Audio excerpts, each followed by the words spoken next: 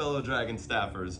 Thank you for joining me for another Dragonstaff tutorial. Today, it is a great honor to bring you a tutorial for the rolling foot spin.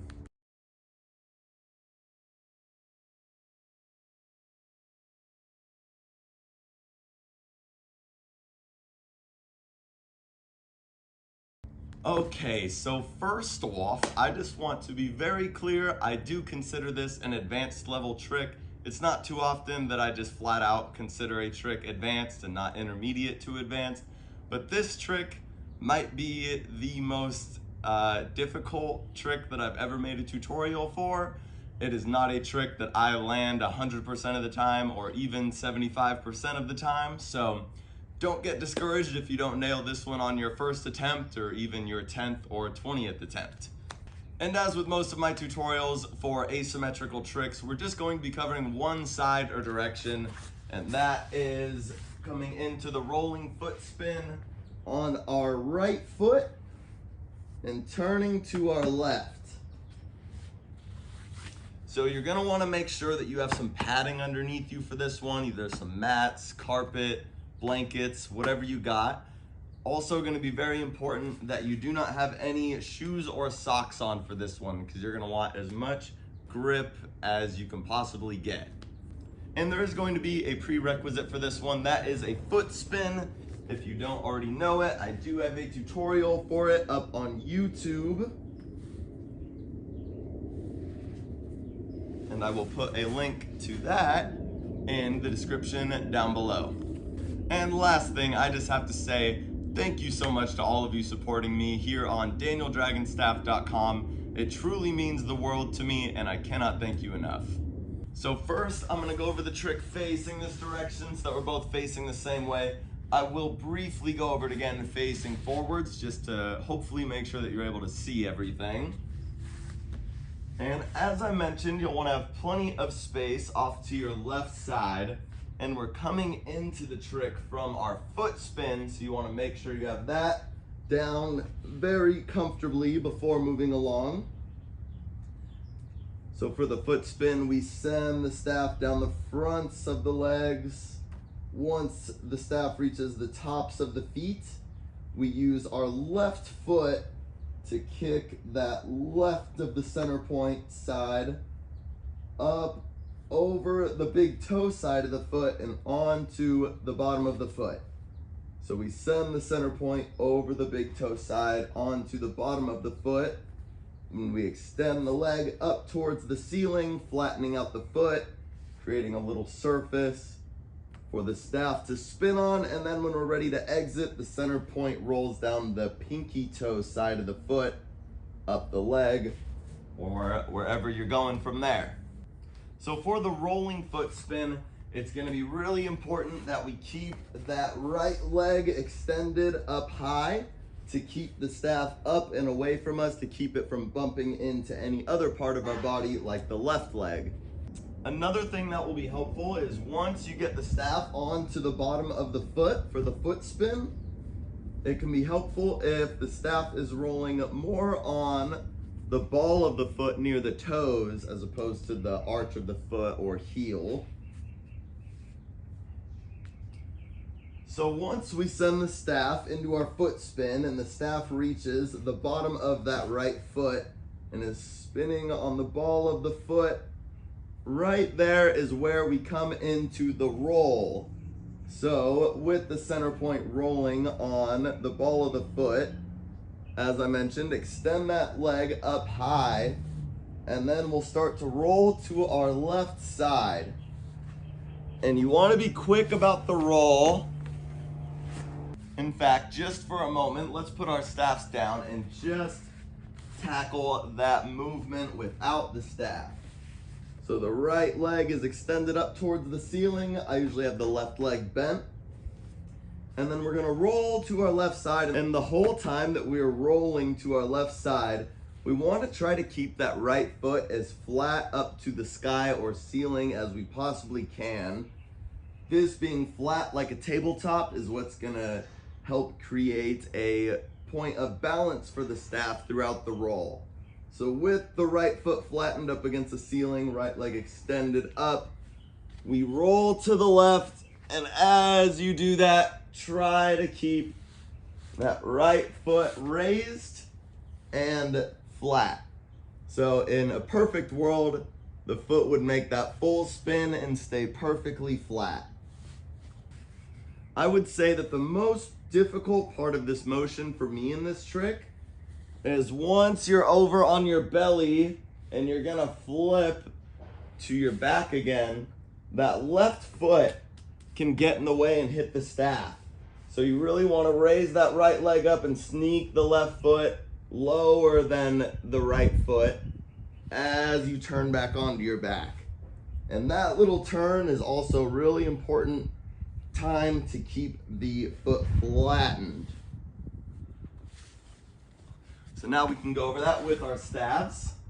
As soon as we have the center point on the ball of the foot in our foot spin, we turn to the left, and as I mentioned, really the quicker you can be in your roll, the better chance you'll have of success. I've definitely tried working with taking it slower and just working through the movement, making it a more perfect movement, but for some reason when I roll faster, it's just less time for the staff to mess up during that roll. So as soon as the center point reaches the ball of the foot, we'll roll to our left. Try to keep that foot flattened. You can see I'm using the guide hand. You can do that too when you're first learning the pathway. So rolling onto our belly and then rolling back onto our back is where you'll see I need to keep that left foot lower than the staff, lower than the right foot. And I got it all messed up here, but in a perfect world, you'll exit in a foot spin, and the staff should be rolling the same way that it was when you started the foot spin. So just as when we enter the trick, we come in from the big toe side, and if we were doing a normal foot spin, it would exit down the pinky toe side. After we complete the roll, the staff should be in the exact same foot spin that we started in, as if it came up on the big toe side and is gonna exit down the pinky toe side. And as promised, I'm gonna briefly go over that again, facing forwards, just in case you weren't able to see any part of that. It may look like I'm doing the opposite side, but I assure you I am still using my right foot and rolling to my left. I apologize for the reverse that the camera does. So we come into our foot spin on our right foot, and as soon as the center point is at the ball of the foot, we want to make that quick roll over to the left, except keeping the center point on the ball of the foot, ideally. And then we're still in that same foot spin, so the center point can exit on the pinky toe side of the foot. One way to think of this trick is to break it down into 4 parts. Part 1 being our foot spin entrance. Part 2 is where we roll from our back to our belly. And then part 3 is where we roll from our belly back to on our back.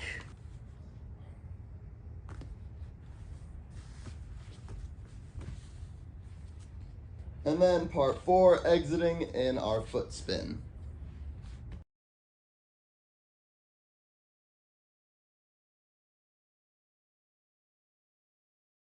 Some pointers that I just want to go over, even though I already mentioned them.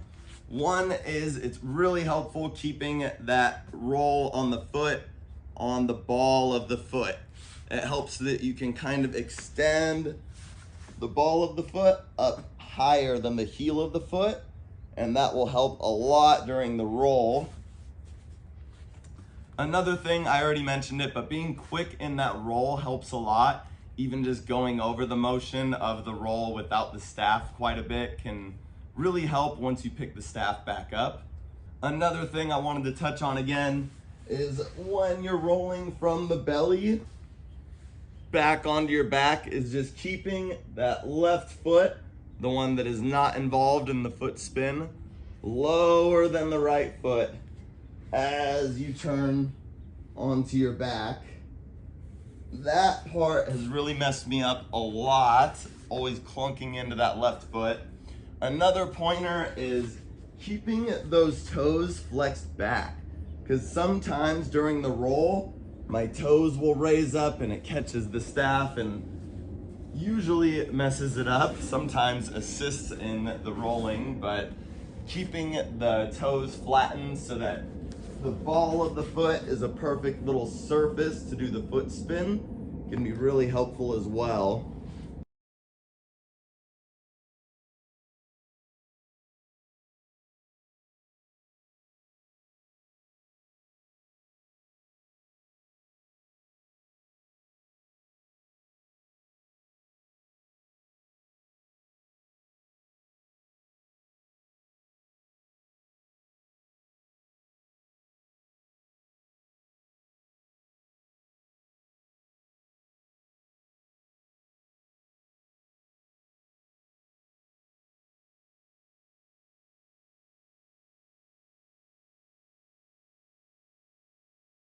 And that's all I've got for you guys for the rolling foot spin tutorial. I wish there were more pointers I could give, but don't overcomplicate this one. I know it's extremely difficult. It's a very different movement and requires a lot of practice, but it really is just a foot spin and then pretend like the staff freezes while you do the roll, and then you exit the foot spin just as you would a normal foot spin without the roll. It really is a lot just like a normal foot spin, and the staff just kind of pauses during that quick roll. So, like I said, I know this was not an easy one. Thank you all so much for watching. Thank you for supporting. Hope you enjoyed. Hope you're succeeding with this trick, and I will see you in the next video.